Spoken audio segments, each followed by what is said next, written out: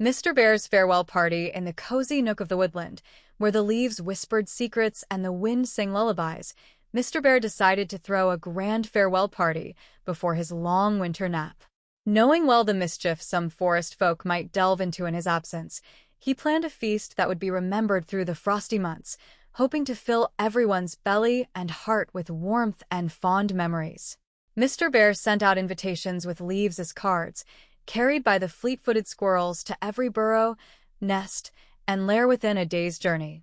He invited Mr. Fox and his clever wife, the industrious Mr. and Mrs. Squirrel, the bouncy Jack Rabbit and his charming wife, the shrewd Billy Possum, and the mischievous Tim Raccoon, among others. These guests were not just any woodland creatures. They were Mr. Bear's closest neighbors and the social glitterati of the forest. The menu was a testament to Mr. Bear's generosity and good taste: piles of golden honey pies, acorn muffins, berry puddings, and for the main course, a spectacular display of grilled honey-glazed salmon, courtesy of Mr. Bear's last fishing trip. At the center of the long wooden table, which was cobbled together from fallen branches and smoothed with care, sat a colossal pot of honey, Mr. Bear's prized possession. As the guests arrived, the clearing buzzed with excitement. Mr. Bear, wearing a napkin as a bib, greeted each guest with a hearty roar and a gentle pat on the back. The feast began under the canopy of twilight stars, with fireflies providing a gentle glow. Laughter and chatter filled the air, tales of past escapades mingled with plans for the coming spring, and the feast turned into a jubilant celebration of friendship and forest life. But as the night drew on, Mr. Bear noticed Billy Possum and Tim Raccoon whispering in the corner, their eyes twinkling with a mix of mischief and something unreadable. He pondered their antics, but was too caught up in the joy of the gathering to give it much heed. After everyone had eaten their fill, and the moon climbed high, it was time to tidy up. Mr. Bear, ever the gracious host, began clearing the table with a yawn so wide it could swallow the moon. That's when Billy Possum and Tim Raccoon stepped forward, offering to clean up so Mr. Bear could get an early start on his winter slumber. "You've given us such a marvelous evening, Mr. Bear," Tim Raccoon said with an uncharacteristic bow. "Allow us the honor of closing up your home while you rest." Touched by their offer, Mr. Bear agreed, thanking them for their kindness.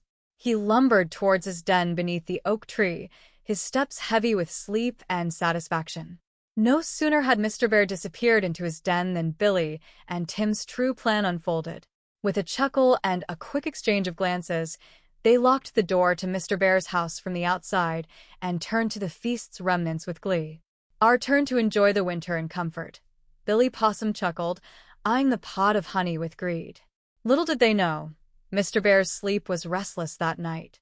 He tossed and turned, haunted by dreams of forgotten chores and unguarded pantries.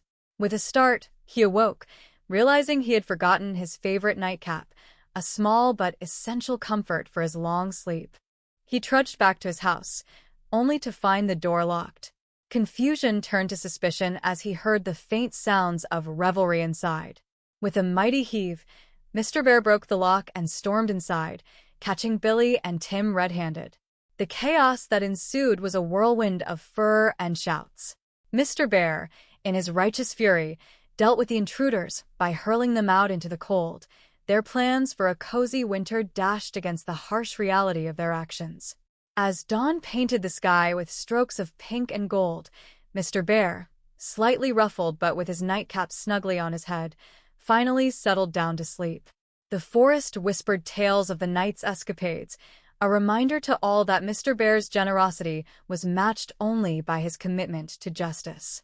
And so, with the first snowfall blanketing the forest in silence, Mr. Bear slept, his pantry secure and his dreams undisturbed by the antics of woodland scoundrels.